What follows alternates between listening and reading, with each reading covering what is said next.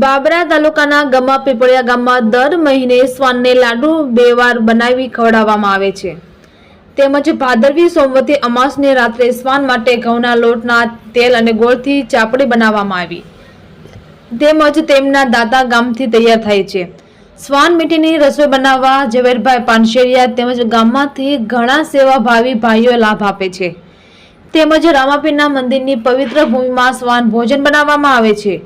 મંદિરના પૂજારી પરેશ બાપુનો પણ પૂરો સહયોગ છે.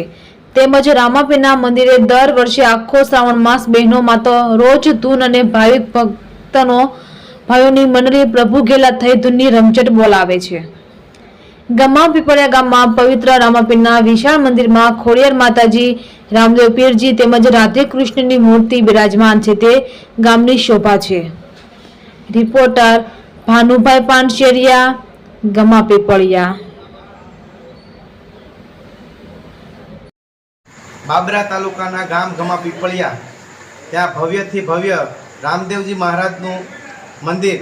એ મંદિરની અંદર શ્રાવણ માસની અંદર દરરોજ માટે ધૂન ભજન કીર્તનનું આયોજન થાય છે અને શ્વાન માટે એટલે કે કૂતરા માટે એક વખત મહિનામાં સાપડી અને એક વખત લાડવાનું આયોજન થાય છે. તો સર્વે ગામજનો બધા ભેગા મળી અને આ સરસ મજાનું આયોજન દર વર્ષ માટે કરે છે. જય રામાપીર.